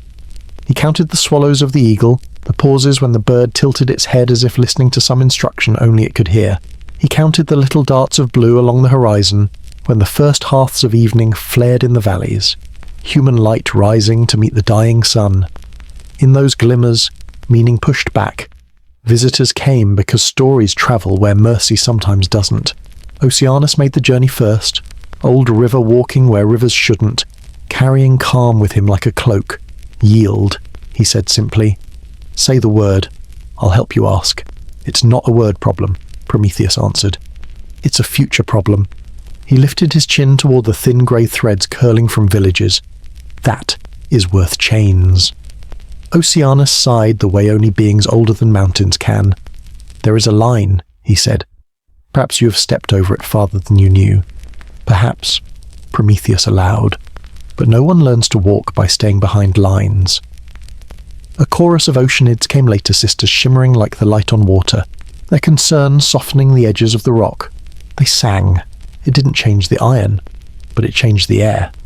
Hephaestus returned twice, each time with salves that would not loosen chains but would deaden raw edges. He dabbed carefully, muttering something about infection as if gods could rot. Prometheus thanked him without drama. Hermes appeared at intervals like a conscience, delivering Zeus's latest threat or term.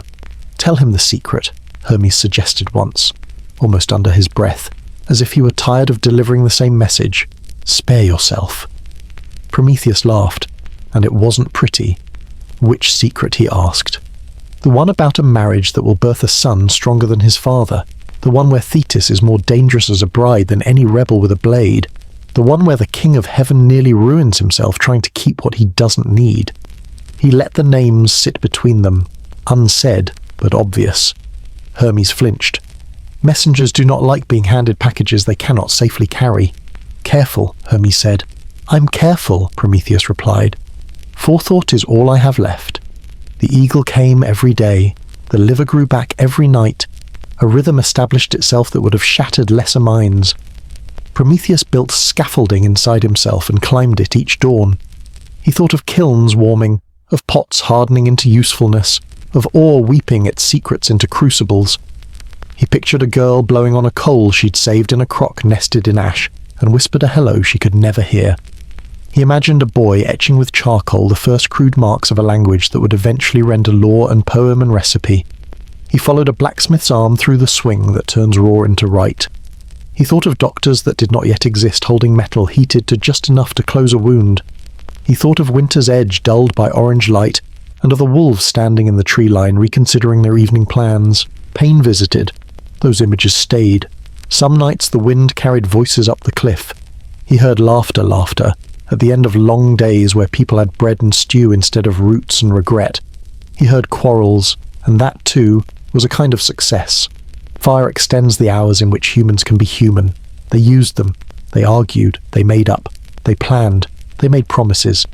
Sometimes their songs reached him. Simple, repetitive, stubborn in their insistence that life was worth singing about. He answered with silence. Iron makes hymns hard. But in his chest something answered back with a slower, older song endurance. Zeus was not idle while this went on. He watched the same smoke and saw not promise but erosion. He decided to strike the giver through the recipients. If fire could not be revoked, he could make its consequences bitter. He sent word to Hephaestus, make a shape from clay, make it beautiful. He sent for Athena, teach that shapecraft and cunning.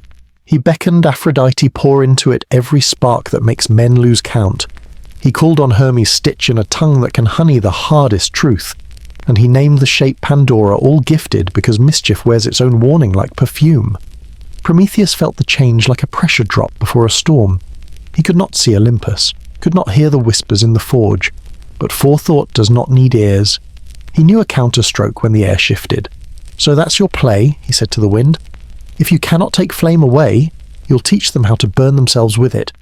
He didn't despise the move, he despised the pettiness of it. "Give them choice," he muttered, then cursed them for choosing. Hermes came again, this time not as a bailiff, but as something almost like a friend lighting a cigarette he shouldn't have. He leaned against the rock, sandals dangling off a ledge. "He won't stop," he said, voice low. You embarrassed him. Then you reminded him what it felt like to be helpless.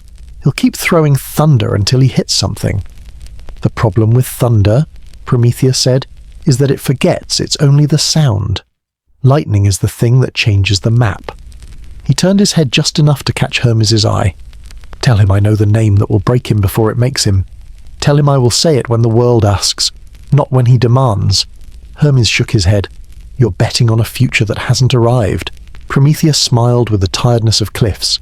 That's how futures work. The eagle landed. The conversation ended the way conversations end when pain is punctual. Hermes disappeared with a flutter. The bird worked. The sun turned bronze and slid away. Night climbed up from the valleys with stars stuck to its coat. Prometheus slept in slices. A winter came colder than the ones before. He knew because the eagle's beak was colder when it pressed into him at dawn, and the wind cut with less poetry and more purpose. Snow rimmed the rock. Once a drift piled against his shins until the eagle's wing beats blew it loose. He watched the valley fires multiply. People had learned to cache wood. They had learned to bank embers against dawn. They had learned to cook things that used to make them sick. Under a sky that did him no favours, he counted each competence like beads. Oceanus returned, bringing with him a rumour that had learned to walk. There will come a man, the old river said, half mortal, red-blooded trouble with a good aim. He'll cut what binds you and call it sport. He'll do it on the way to cleaning someone else's mess. You won't be his quest, you'll be his detour. Prometheus closed his eyes and laughed, and it came out wrong, half cough, half joy. That sounds exactly right, he said. Freedom hardly ever arrives in formal wear. Oceanus peered at him. Hold, he said. Hold longer than you thought you could. I already have, Prometheus answered, and I will again tomorrow. The eagle screamed above them, jealous of time spent on anything but its work. Oceanus slid away, grief and admiration braiding his wake. Prometheus leaned his head back and studied a crack in the sky that wasn't a crack at all, just a trick of light. He named it after a girl he'd watched learn to spark tinder. It helped. There were hours when rage pooled and threatened to become the whole ocean. He disciplined it into rivers. Rage floods. Rivers do work. He sent that current into ideas he could not deliver himself, but could imagine bellows for the forge. Ovens with vents that pulled smoke. Chimneys that did not burn down houses. Bricks fired until rain had to argue. Wheels that spun on axles warmed just enough to lose their complaint. He pictured a needle heated and pressed to a wound. The hiss and the save. He pictured a farmer warming soil in spring with a line of burning stubble, tricking seeds into believing the earth remembered summer. He pictured a wall of hearths, one for each home, marking a village's perimeter with circles of safety that wolves respected and thieves feared. If the body must suffer, let the mind build. Some afternoons the eagle grew bored and napped on a ledge between courses, head tucked, feathers lifting in the wind. In those breaths Prometheus spoke to it without hate. You're not the enemy, he told the bird. You're the instrument. We are both more than the work we're made to do. The eagle blinked one gold coin of an eye and looked away. Compassion felt like a small rebellion even there. He thought of Zeus, too not fondly, but not without comprehension. You were broken once, he said to the empty air, and you were helped. Now you would build a world where the only help allowed is the help that proves you didn't need it. He had no illusions that the king of gods would hear. He said it anyway. Truth is a muscle. You keep it from atrophying by using it even when the weights are stupid. Towards spring, the wind warmed just enough to smell like thawed dirt. The eagle's work grew messier. Heat makes everything unruly. The pain spiked and slid, an old enemy trying new moves. He breathed, counted, watched smoke. A child learned to bake clay beads that day, threading them on a cord. Another child hammered a strip of heated metal flat and discovered a song ringing between anvil and arm. A woman set 3 pots on a ring of stones and learned that moving them an inch changed everything about the boil. None of them knew the name of the man on the mountain. They owed him nothing. He wanted nothing. That was the shape of the gift. At dusk, a shepherd's pipe reached him, clear notes wandering a scale until they found a phrase and held it, then let it go. Pan's hint. Maybe. Or just a boy with air to spare. Prometheus let the tune braid itself through his ribs where the eagle would return tomorrow, and he smiled without showing teeth. Somewhere, in a forge he could not see, clay hands were being shaped, eyes polished, lips taught to speak. A counter-gift was coming. Let it come. Fire had already taught its first lesson: you cannot unlearn warmth. Night finally took the mountain by degrees. The iron cooled an inch. The wind exhaled a little less sharply. Prometheus slept in pieces, dreamt in parts. He woke to starlight so close it felt like frost, and whispered a promise to no one in particular. I will be here again tomorrow. So will they. And in the valley below, answering a promise they had never heard, 100 small flames lifted their soft shoulders and said, each in its own accent, yes. Zeus's counterstroke began in a whisper of wet clay. Hephaestus rolled his sleeves and set his hands to the earth like a midwife coaxing a shape out of mud. The forge god's fingers pressed and smoothed, until a figure rose on the anvil shoulders, hips, the clean curve of a jaw. He scooped hollows for eyes that had not yet learned to judge and traced a mouth that could learn any song. The bellows sighed, the coals breathed, the hammer rang time. Athena stepped in without ceremony, laying a palm against the cool brow and gifting breath that was more than aircraft lived behind it. The instinct to learn the way water learns a riverbed. Aphrodite circled once and everything softened. The light clung to the clay the way attention clings to a stage. The charities pinned brightness at the throat like a brooch. The Horai, keepers of season and timing, draped her in a dress that made entrance feel inevitable. Hermes, smiling like trouble wears perfume, leaned in last and threaded her tongue with quicksilver. They named her Pandora, all gifted because every god couldn't help adding one more ribbon to a package meant to be opened. Zeus oversaw the work with the stillness of a man who has decided on a sentence and is merely arranging its calligraphy. He did not touch the clay. He didn't have to. When the lid came next, lacquered, heavy, shaped to fit the old wide-mouthed jar men used for storing oil and grain, he sealed it himself. He sealed it the way you seal a fate you're proud of. Inside, things paced, not monsters with teeth, but smaller, meaner shapes, the drafts of future winters, the cough that lingers, the misstep that breaks the ankle, the rumour that festers into war, the quiet gnaw of regret, the flare of envy, the scratch of shame, the grey weight that flattens mornings, the old ache in the back that won't leave, and curled like a question mark among them. A bright thing that refused to name itself. Mini-hook gifts and traps wear the same wrapping when the giver knows your hunger. On the mountain, iron didn't care about politics. It bit the same each dawn. The eagle's shadow cracked over stone and Prometheus braced for the old lesson. But in the lull between Payne's paragraphs, the wind shifted. It carried a scent like wet pottery and laurel smoke and something floral that didn't grow this high. He didn't need Hermes to say it. He pictured a woman-shaped answer to a question no one had asked mortals yet, and his mouth went dry. Epimetheus' afterthought lived on a wide plain where the sun liked to sit and watch its reflection in the river. He was Prometheus's brother, which is to say he held the same map upside down, where Prometheus measured twice and cut once. Epimetheus carved first and admired the curls of wood. He was not cruel. He wasn't wise either. The world has use for both kinds of men, but one of them should not be left alone with a sealed jar and a girl whose smile makes memory stutter. Prometheus had warned him long before the chains. Do not accept a gift from Zeus that arrives with a story attached. Love, sure. Help, maybe. Gifts, be careful. Epimetheus had nodded solemnly, the way a younger brother nods to end a lecture, and then wandered off toward a horizon that looked interesting. Now Pandora walked that horizon, steps practiced, shoulders back, carrying the kind of innocence that can only be constructed. Her hair caught sunlight as if they'd rehearsed together. The jar rode on a litter behind her, escorted by Hermes with the expression of a man delivering a bouquet with a snake coiled in it, and hoping the handler is paid extra. Villagers watched from doorways. Curiosity is rural religion. Children followed, turning cartwheels in the dust, while dogs paced, ears slicked back, aware of a weather shift between gods and men. Epimetheus came out wiping flour from his hands. He had been kneading bread, forearms dusted, heart open as a window in spring. He saw Pandora and blinked the way you blink when the world decides to be generous all at once. Hermes inclined his head, said nothing about warnings, and presented the letter no one had written. Pandora bowed a practiced movement that felt like a waterfall remembering gravity.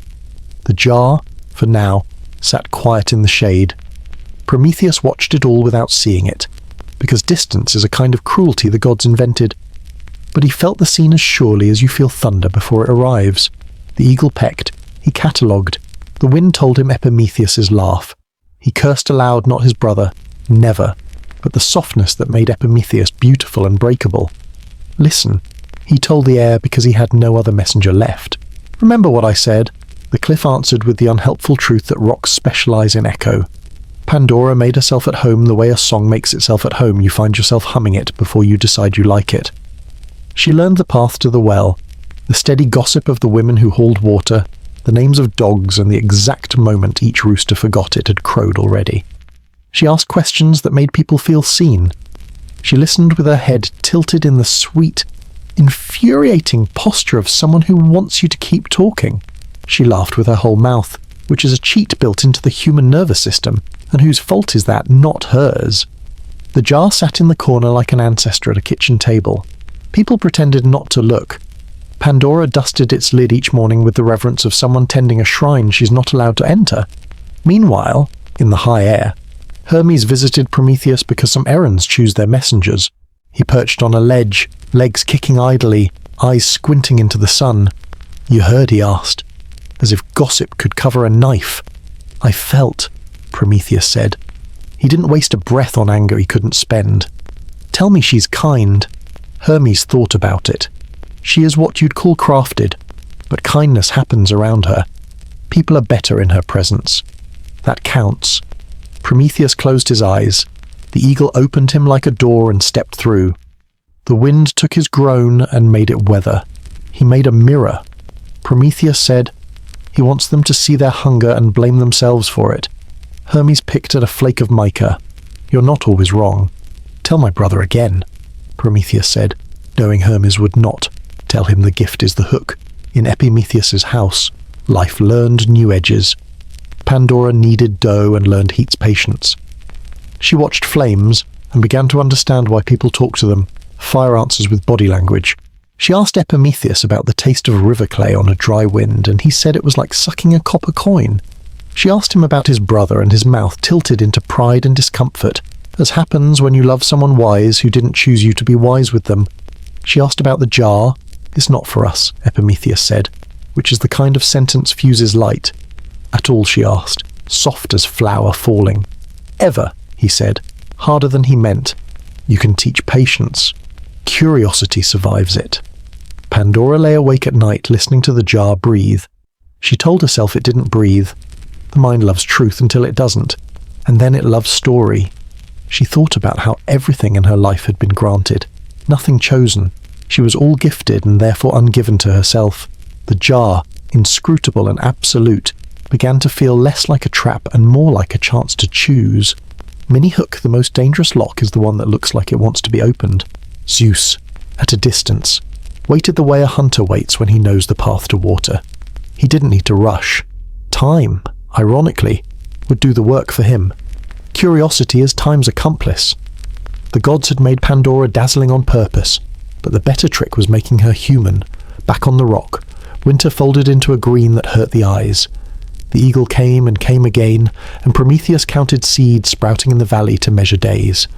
He dreamed once, not the prophetic kind, just the body's cheap theatre of a stranger with a club, and a grin that bounced like sunlight off armour. A man who laughed in the face of impossible tasks because laughing is half a plan. He woke with blood in his teeth and hope on his tongue and could not keep either. One afternoon, a storm practiced on the plain and then decided it didn't feel like raining after all. Clouds shadowed the house where Pandora dusted and hummed. Epimetheus was out, walking the field to see if the wheat had decided to remember rain without being asked. The jar sat where it always sat, inconspicuous, assertive. She wiped it with a cloth, slow circles, the way you stall on a chore because the chore is the only thing between you and an idea. A bee bumped the lid and fell. It buzzed on its back like a coin spun out of a gambler's fingers. Pandora set the cloth down and righted the bee with a fingertip. The jar did not breathe. Of course it didn't. She touched the lid. It was warm. She told herself that was the sun, not the contents, because that is how bargains with yourself are negotiated. In the doorway, the shadow of a neighbour paused, the kind of pause that says, "I will pretend I didn't see if you pretend you didn't do." The neighbour moved on. The room felt smaller. The lid felt lighter.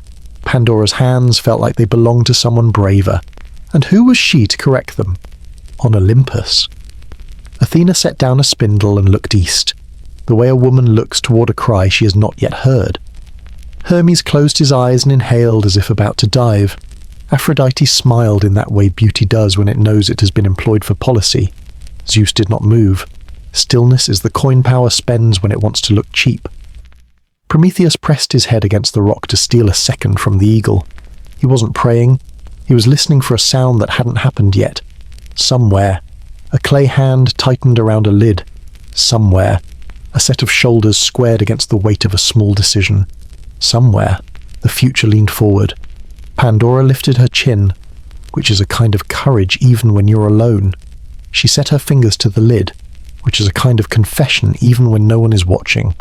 The jar waited the way doors wait when you've already decided to knock. Outside. Epimetheus turned at the edge of the field because the wind told him the house had exhaled. Inside, wood creaked. The lid rose the width of a breath, and the breath that had been waiting for the world began to move. The breath that moved was not gentle. It burst like steam from a kettle sealed too long, a hiss that became a howl that became a storm. From the jar poured shapes no sculptor had ever dared to carve. Illness crawled out first, bent-backed and coughing, scattering invisible seeds that clung to skin and soil alike. Hunger stumbled after, ribs sharp as knives, eyes hollow as caves. Then came envy, her nails scratching at every joy, whispering that your neighbour has more, your lover has less, your life is never enough. Lies slithered in coils, sweet-tongued and silver-eyed, wrapping themselves around ears eager to hear easier truths. One after another they spilled, a parade of sharp-edged shadows, each one eager to burrow into human homes. Fear spread on wings, settling in corners of every hearth, whispering of wolves, of storms, of endings. War thundered past, armoured and grinning, scattering sparks that smouldered in fields and hearts. Even grief, draped in grey, stepped softly out, trailing silence heavier than thunder. The air thickened, the light dimmed. Pandora fell back, hands raised as if to press them all back inside. But once released, misery does not volunteer to return. The room filled with wings and whispers, claws and sighs. Outside, children cried without knowing why. Crops wilted though no frost had touched them. A dog whimpered, then growled at nothing. The jar sat heavy and emptying, its mouth a wound in the world. Mini-hook, sometimes destruction doesn't roar, it seeps. Epimetheus rushed through the doorway, breath ragged from running. He froze as he saw his house spilling with things that had no names but knew his face. He reached for Pandora, pulled her back, tried to slam the lid. But the horrors had already escaped, scattering like sparks on dry grass, racing into valleys and mountains, into veins and dreams. He turned to her, anger breaking in his voice. "What have you done?" Her hands shook, but her eyes did not drop.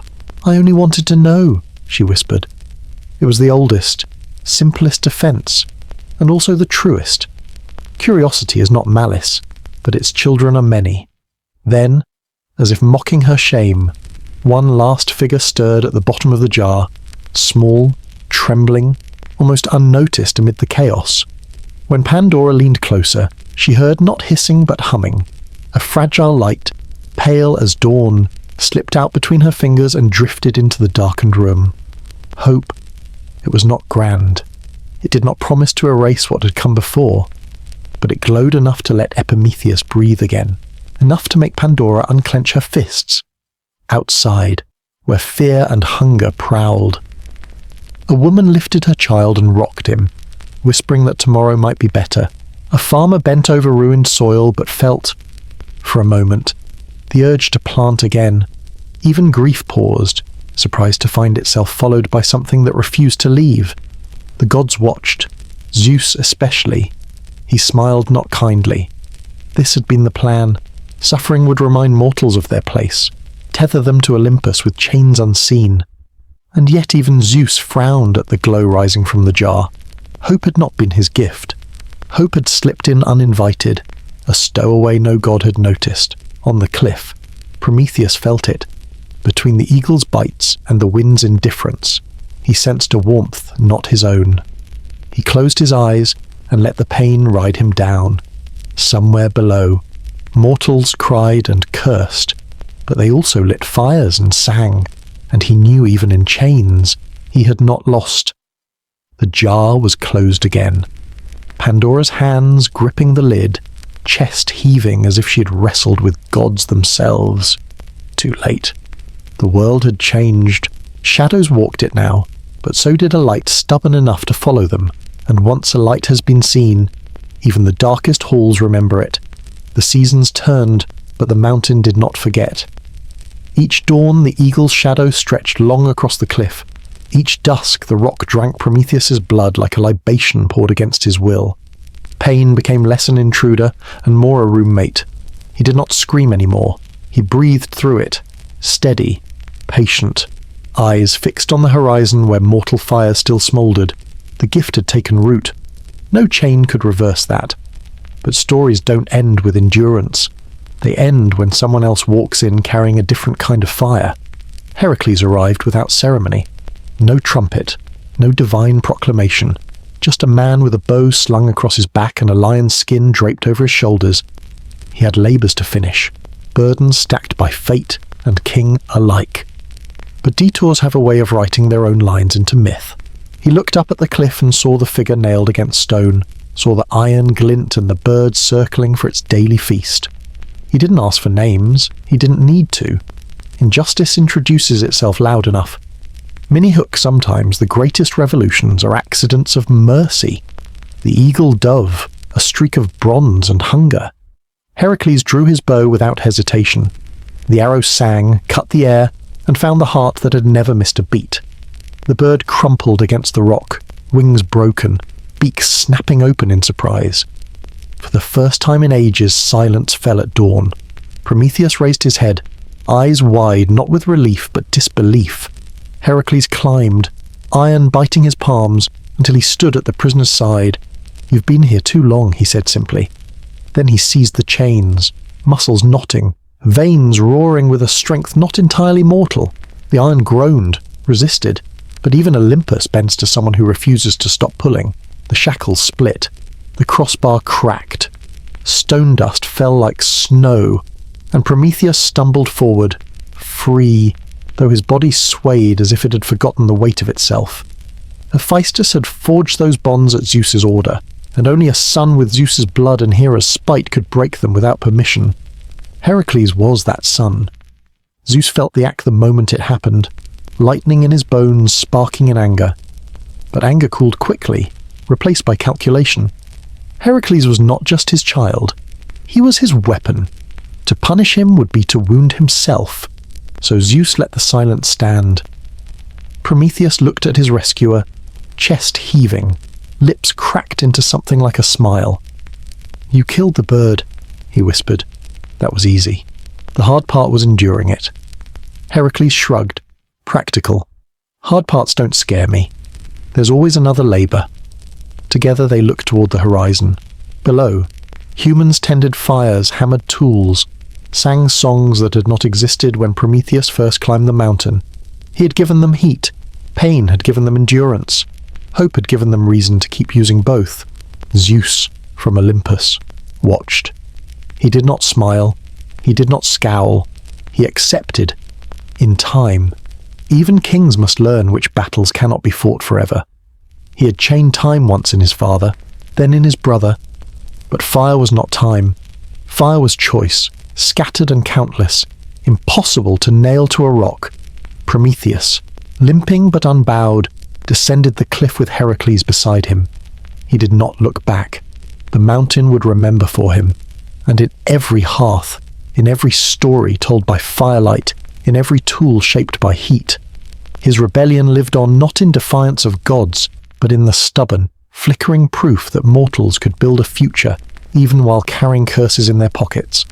The eagle would return in stories. The jar would open in every retelling. The chains would rattle in memory, but the spark would never go out.